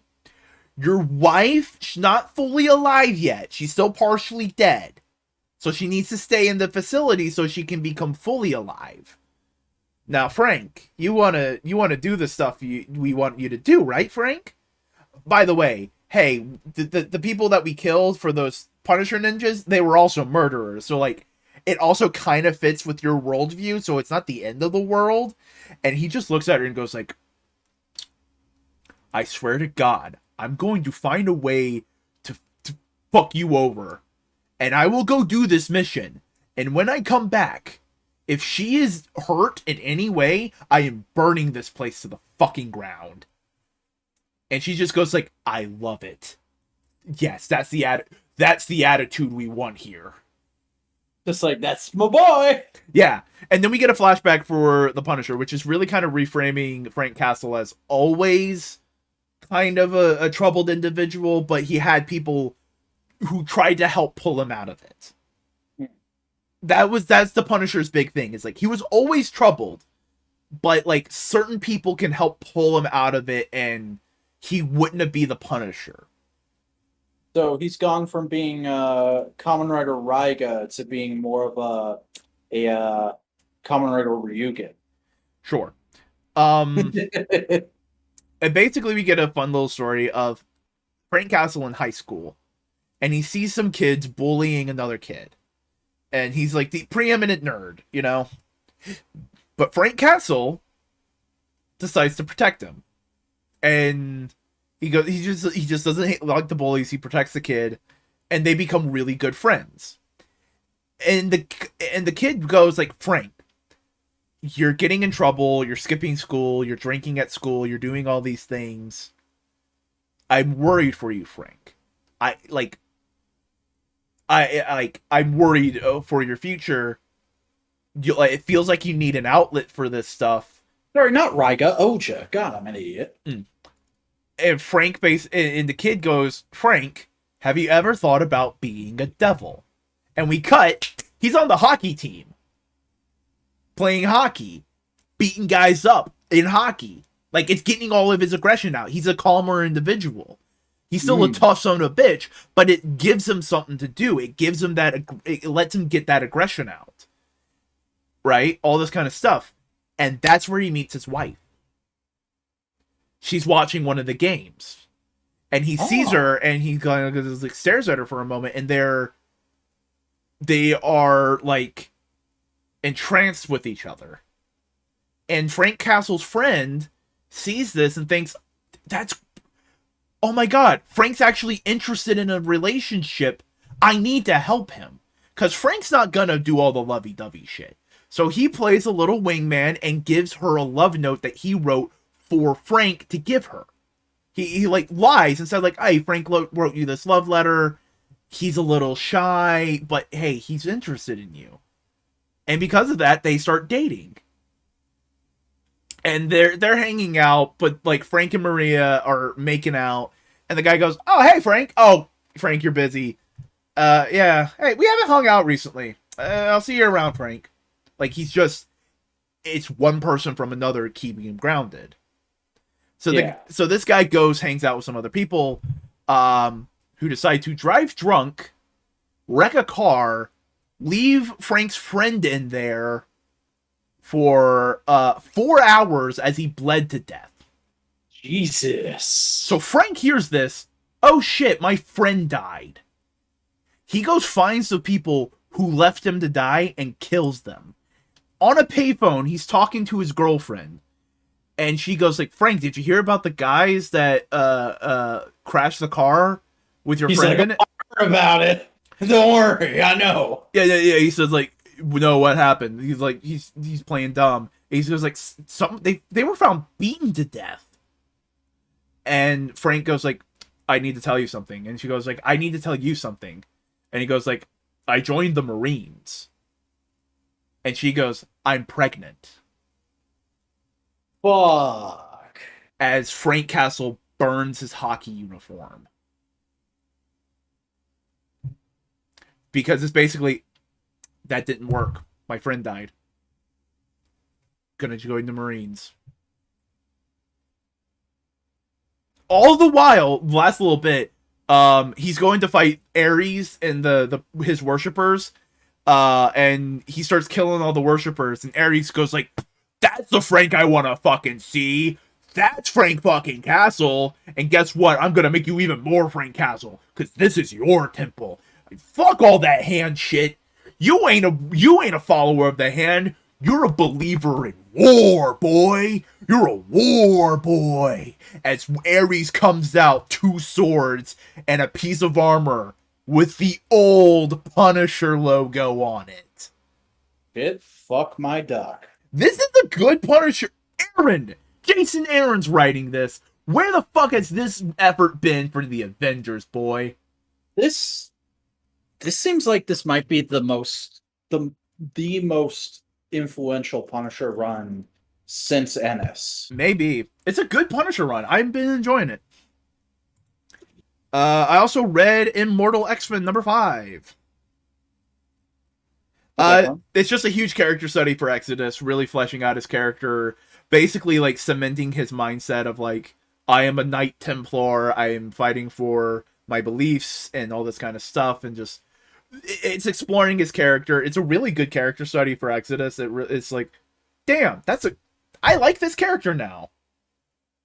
He's like a more militant and zealous Nightcrawler. It's the kind of mindset he has. It's like, Interesting. I do this all for belief, and I am willing to fight and kill for it. It's all for the greater good. It's all for the greater good, because like greater good. He tells a story of like it was the Crusades. I was running through the desert and like I was starving and thirsty and everything, and then I came upon something. It may have been like a burning bush. It may have been a prophecy. It may have been something like that. But later on, when I learned that I was a mutant, I realized what it was really truly was, as a phoenix is standing before him lit ablaze. Oh damn. And he goes like on and on of like, being a mutant is inherently part of my faith. It is about who we are as people. It's about saving us, about all the pain and turmoil we've been through, and about how we can overcome this through basically like self-sacrifice and worship of the self, of being a mutant and everything. And he attaches it to his Christian beliefs, as like years later, we find out what it's called. It's called the X gene. What is an X but a cross on its side? So within typically with the cross, it's a little higher up but that's than what just straight through X. But yeah, I see your point there, bud. Yeah, but that's what he's saying. It's like, that's what he's saying. It's like Exodus is going like, within each mutant, we all have a cross to bear, and we all are better for it. And it's like, that's an interesting perspective for the character. This is it's good Exodus shit.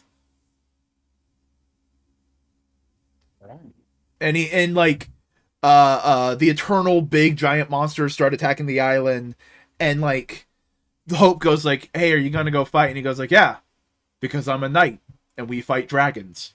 And he just goes, and it's really fun. It's like, I like Exodus after this. Exodus is cool after this. Thick. I also read Black Panther number 8. This is the big fight. This is the big war to reclaim Wakanda and do all that kind of stuff. The guy admits that he committed conspiracy and all that kind of stuff. The good guys win. He's the military coup didn't happen. And then basically everyone looks at T'Challa and goes like, "T'Challa, you fucked up. You get to be sad now. Bye." They just Iron Man his ass. Yeah, no, literally, it's like everyone just goes like, "Hey, T'Challa, you betrayed my trust. Fuck you. Hey, T'Challa, you betrayed my trust. Fuck you." Oh, like Storm goes like, "Hey, guess what? You betrayed my trust. Fuck you." Oh. As she just flies away, and he is left alone, staring at the dead body of the man he just killed, who tried to commit a military coup for Wakanda. And he's just sitting there going like, "Fuck." He's just like he's like, it wasn't always like this. I used to have friends. People used to like me. I used to have a multi-million-dollar movie. Captain America, Sentinel of Liberty, we both read Fear the Redacted. Yeah, this is a solid little issue. I really like that I think it's like a full page spread sequence where he's just talking about like how all his friends from World War II are still with him, and there's little bits that he carries through his fight. Yeah. And it's also like, it's not just like, oh yeah, Dum Dum Dugan or anything like that. It's like, I do this thing. I remember Namor, who there wasn't a thing made by man he couldn't bend. And I remember whatever the Human Torch's name, and how bright he burned. Also talking about T'Chaka, referencing a retcon Black Panther story that is really good. With the whole thing about like trusting the shield in different ways. Because for Wakandans, vibranium is a very spiritual substance. Yeah. And then there's so it's been going on for a couple issues now, and we just haven't talked about it. How you feeling about evil Peggy Carter? Well, I mean, she's always been evil in the comics. Oh, really? Yeah. I didn't know that. Yeah, it's the Peggy Carter in the movie is like a combination of several characters. But Peggy Carter is actually, honestly, this feels like a retcon to Peggy Carter, where they're trying to go like, she's not that evil. We're trying to make her more like the movies, and she's complicated. All right, is that better? No, I'm more confused now. What the fuck is going on in this issue? But also, hey, we finally realized what Steve Rogers fighting in this Captain American adventure. The military-industrial complex. Hooray! And the conspiracies of continuing war and profiting from weapons. Yeah, that's actually a kind of cool concept to retrofit onto Cap, because like I usually think of that as an Iron Man thing. But it's framed through the shield and like all that kind of stuff. Also, Redacted is a cool ass little bad guy. Yeah, I don't know how you make a figure of him, but he's an interesting visual for a comic. Yeah. And oh no, he's going to kill the kid that Steve has been teaching boxing to. I don't think that's gonna happen. I think Steve's gonna get there and save him. No, I'm just more like, oh, that's the oh no, that's the whoa, that's the tune in next time. Yeah. Same Cap time, same Cap channel. But hey, two great Captain America books going on at the same time. How about it? Yeah. Hey, tell me about Son of Kal-El. All right. Son of Kal-El, number 14. This is, of course, continuing on the ongoing story of this book, where basically they are doing the invasion of Gamora. They're going to try and free them from how are they going to invade? How are they going to invade a Marvel character? Shut up. Henry Bendix. They're gonna try and oust him, and they've got a whole bunch of the new altered human superheroes, as well as some fun obscure characters. Their army is, of course, John and Gossamer, who is Jay, and then they also have Wink, the Error, Deadly Six, Finn, who is an obscure Aquaman character, Zebra Man, Thalakin, TNT, Chaos Kitten, Ostia, and Jog, the Revolutionaries. Back. It's a shit team, isn't it? They're shit names. Yeah, it's almost like all the good names for superheroes are taken now. Bullshit! Yeah. That is absolute bullpucky. I don't know.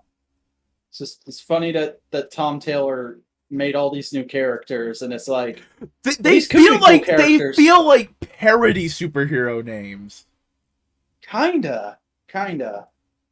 But also, T and Teen. Oh, come on, that's totally a '90s X-Men name. No, it's not.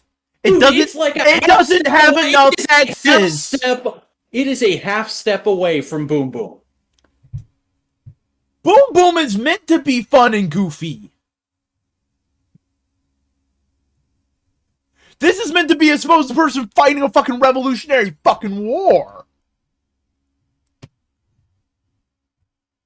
These sound like Gen 13 names. That's what they sound like. A little bit. You're right. But if I can get back to the page I had up with my phone. Fuck you. My phone fucking turned and it lost the page. Also, Gossamer's not that great of a name because that's the name of the fucking giant fucking orange Looney Tune. Damien is here too.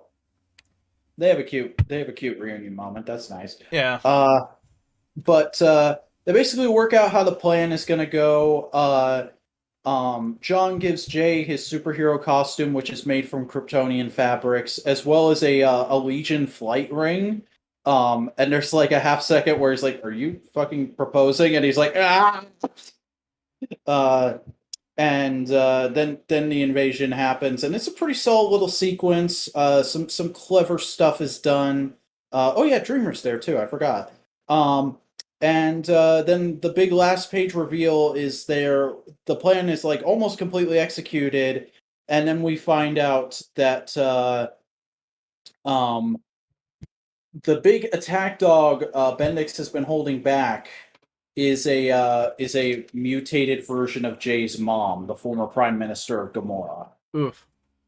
Yeah, so they're gonna have to deal with that next month. Yeah. Overall, I thought it was a solid issue. I felt like it was a really good ramp up to the conclusion to this story. Yeah. Hey, guess what? What? Tell me about Power Rangers.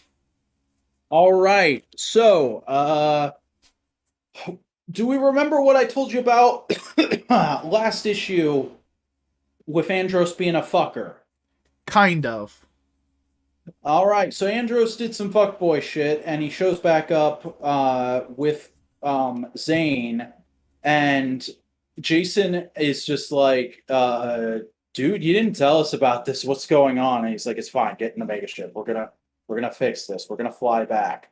All the while, back on Sanctuary, Journey and the other two side characters whose names I don't remember are able to dispatch the villains pretty well, and we find out that Journey actually has quite a bit of fighting prowess. Maybe that's leading to something. I don't know. Huh. But well, once the Astro Megaship gets out of the dock, it blows up the space station it was being held at and immediately hyper rushes away, which makes Zach and Trini go like, what the fuck? And Jason's like, what are you doing? We did not discuss this. What is going on? And then we basically find out, like, yeah, he didn't use the Death Ranger to bring back Zane. The Death Ranger is just straight up possessing Zane's body. And Andros is having like this, no, it's gonna be fine. I can fix this. It'll work. I'm gonna bring my people back, and everything's gonna be okay. And the Death Ranger's like, yes, we will go to KO-35, and we will make an army of zombies that will use to control the universe. And Jason's like, okay, this has officially gone from shit to fuck. I'm gonna try and stop this, and oh no, I'm dead. Oh no. Yeah, the Death Ranger stabs Jason through the chest, and like there's a moment where he's bleeding out, and then the Death Ranger slips the Death Morpher on Jason, and we see a few pages later when everyone gets back to Sanctuary, Jason and Yale are now Death Rangers too. And there's a big old fight between Zach, Trini, and the few Death Rangers.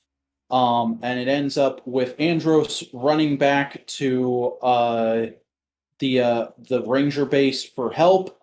And basically being like, all right, I guess we gotta call Earth because we're all that's here. It's a guy who doesn't have his Ranger powers anymore and free randos from space.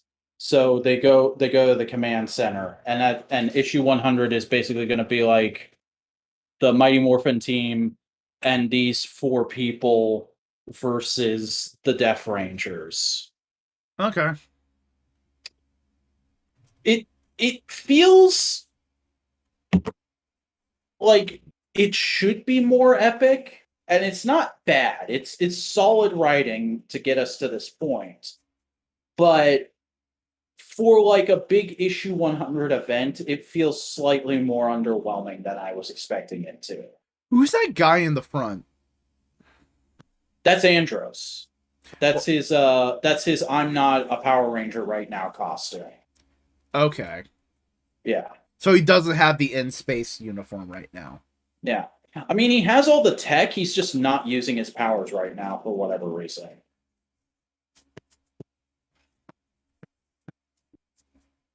All right, that's the last book we got. So Oh, that is the end. All right. that is the end. Hey, hope you enjoyed all these comic book shenanigans.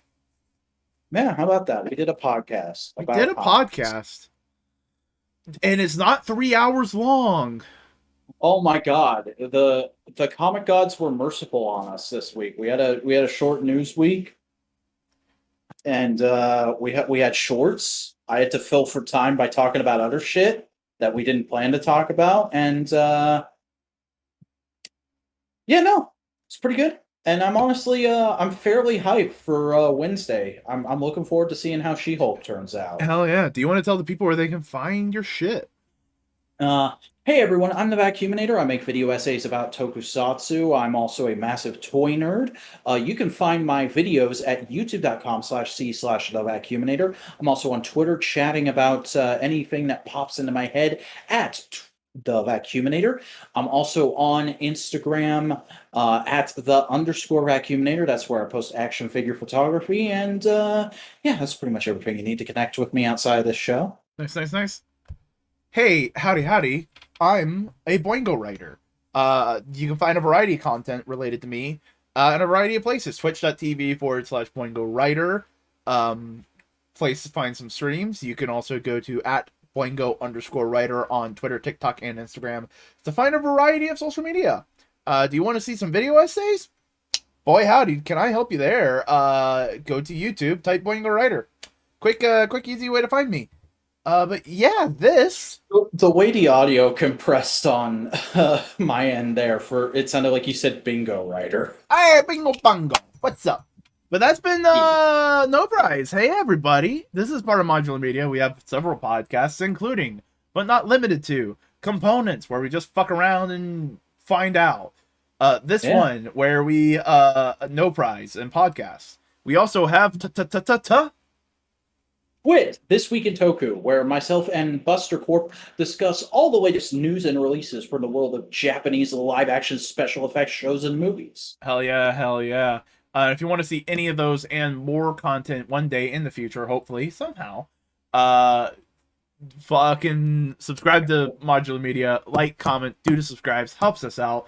Share our content, ring that bell, smash that like button, pay for views, pay for subs. We're not gonna do it, but you can. Don't. No, don't. It's horrible. Follow us on Twitter. Follow us on Twitter at Modular Media. At the Modular. At the Modular Media. You are right. I apologize. Yeah. And join the subreddit. And join Please, the subreddit. God, somebody besides me post in that subreddit. Hey, do you have anything else you want to say?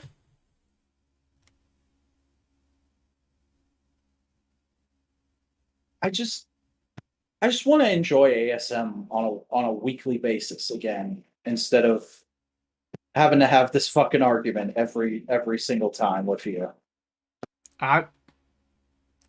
We're having this argument with editorial. Enough said.